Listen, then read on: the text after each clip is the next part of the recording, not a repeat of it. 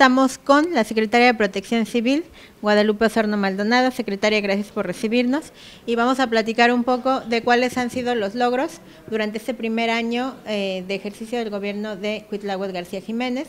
Sabemos que es un gran reto, la mayoría de los secretarios ha presentado algunas denuncias por inconsistencias, por desvío de recursos, pues por irregularidades que se presentaron durante sexenios anteriores.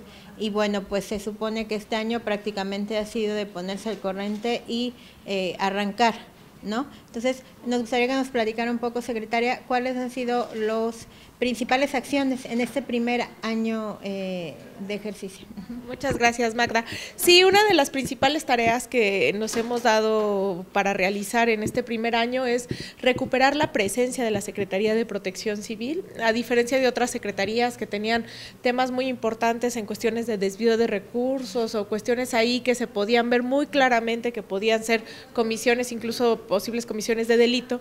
En el caso de la Secretaría de Protección Civil, creemos que la principal falta, por así decirlo, es precisamente la ausencia de la atención, ¿no? Y que eso pudo haber tenido consecuencias. O sea, la gente no sabía qué hacía Protección Civil, muchos no sabían quién era la persona titular, no había una imagen muy clara de lo que se estaba haciendo, y particularmente nos hemos dado a la tarea de recuperar ese espacio de cara a la ciudadanía veracruzana, o sea, que sepan qué estamos haciendo, que tengan acceso fácil a la información que generamos, pero también de cara a las otras dependencias, entendiendo que la principal función de la Secretaría de Protección Civil es de coordinación, más que de una atención directa, sino más bien de coordinación de una serie de instituciones, agrupaciones, cuerpos de bomberos, grupos de voluntarios, la asociación con los CLAMS es bien importante, etcétera, etcétera, etcétera, a nivel municipal, con el sector social y a nivel federal también,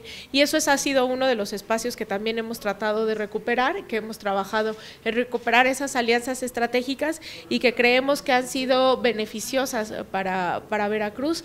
Las hemos visto operar en las diferentes atenciones a emergencias. El incendio de Las Vigas fue un ejemplo claro de la coordinación a nivel municipal con los grupos voluntarios, con las Fuerzas Armadas, con las dependencias federales, pero no nada más en el tema de atención a emergencias, sino que esta coordinación también nos ayude a atender una serie de cuestiones de prevención, de capacitación, de búsqueda de espacios en donde pueda avanzar. Eso ha sido una de las tareas principales. Y la otra, que ha sido un tema que nos ha costado un poco de trabajo, es superar esta lógica o esta idea de que Protección Civil es una entidad de asistencia social. O sea, que los insumos de Protección Civil se utilizan para paliar los males de la población, cuando los insumos por la ley y además en coordinación con la política federal, que es así, se utilizan más bien para la atención a la emergencia, o sea, simple y solamente cuando hay una situación de emergencia.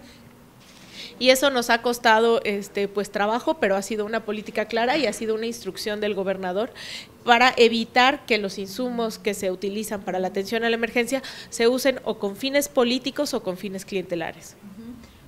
¿Cuál ha sido la principal queja? Porque precisamente comentas que esta secretaría se ha dado hoy en día a la tarea de tener el trato directo, ¿no? Y las autoridades municipales, que de repente son las que más se acercan a esta dependencia, ¿cuál ha sido esta queja que te han puesto sobre la mesa sobre la situación del pasado? Sí, respecto a ese tema también nos dimos a la tarea de recorrer el estado en los primeros 6 meses de la administración, tener reuniones prácticamente con todos los ayuntamientos, ya sea con directores y directoras de Protección Civil, regidores y regidoras del ramo, o en algunos casos hasta tener la plática con algunos alcaldes, alcaldesas, para ver cuáles son sus principales problemáticas.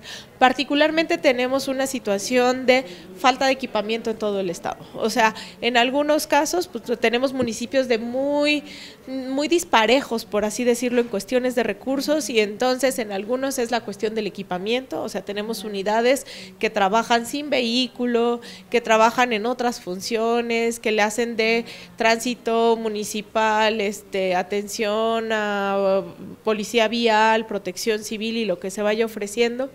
y eso es un tema muy importante. La cuestión del equipamiento depende también mucho de la voluntad de la persona que está enfrente, del alcalde o la alcaldesa, de qué tanto le quiere apostar a un tema de protección civil. Y el otro gran tema también es una serie de problemas que se han venido gestando en algunas áreas que bien pueden tener un equipamiento muy importante, pero que tienen problemáticas muy específicas de su condición productiva. Particularmente hay zonas que ya tienen una vocación productiva y que ahí hay una generación de riesgos que se tiene que atender y que no siempre se ha atendido de la mejor manera. Entonces esas han sido una de las principales tareas, o sea, los principales reclamos, por así decirlo. Tenemos zonas en el estado en donde pues más que un reclamo era el comentario de que nunca se había parado un titular de alguna dependencia en el pasado, ¿no? O sea, tenemos zonas que habían estado completamente abandonadas por las administraciones anteriores, pero ha sido una instrucción desde el primer día del gobernador del estado de tener un gobierno itinerante, no nada más de puertas abiertas. O sea, no nada más es que recibimos y que no tenemos una actitud neutral de atención a la población, sin importar quién es el alcalde, con quién se lleva, con quién no se lleva, de a qué partido pertenece, sino que además de eso podamos ir a los territorios para que la gente sea la que nos manifieste cuáles son los problemas específicos y así hacer programas, políticas y estrategias que no se diseñen solamente desde el escritorio, sino que obedezcan a las verdaderas necesidades del pueblo. Secretaria, ¿y cómo se trabaja en este rubro de la cultura de la protección civil, que también es uno de los grandes temas, ¿no? Y lo refería en un principio. Nos topamos muchas veces con que no hay una conciencia realmente tanto de la función de la Secretaría, pero además no hay una cultura de la protección civil de que la ciudadanía lo haga o lo manifieste. ¿Cómo se trabaja en ello? Sí, ese es uno de los principales retos que tenemos en materia de protección civil a todos los niveles y hemos trabajado desde varios ámbitos. Uno que ha sido muy importante es con la Coordinación Nacional de Protección Civil. Se tiene el programa Jóvenes Construyendo el Futuro en materia de protección civil. Se tienen más de 10,000 becas de Jóvenes Construyendo el Futuro para diferentes entidades. En Veracruz tenemos más de 500 chicas y chicos que están en el programa, que se están capacitando, y la lógica del programa Jóvenes Construyendo el Futuro en materia de protección civil es no nada más que los chicos y chicas que participan en el programa tengan una capacitación profesional, que eso es pues el programa Jóvenes Construyendo el Futuro en general, sino que estas personas, después de un año de sensibilización, de capacitación, se conviertan en semillas de protección civil en sus localidades. Particularmente por eso impulsamos que sean los municipios rurales, los municipios más alejados, quienes incorporen a estos chicos y chicas para que puedan capacitarlos y que después se vuelvan brigadistas, voluntarios o incluso se puedan dedicar profesionalmente a la protección civil, que es una de las principales cuestiones. La otra es que tenemos algunos programas específicos para sensibilización y capacitación de las personas, del público en general. Particularmente tenemos el programa de Plan Familiar y la Feria Infantil, que es uno de los principales productos que tiene la Secretaría. Es todo un programa de capacitación muy lúdico, de juegos que se da en los municipios, en las escuelas, para que los niños y niñas tengan esta sensibilización respecto a manejo de fuego, primeros auxilios, se sepan el número de emergencia, etcétera, etcétera.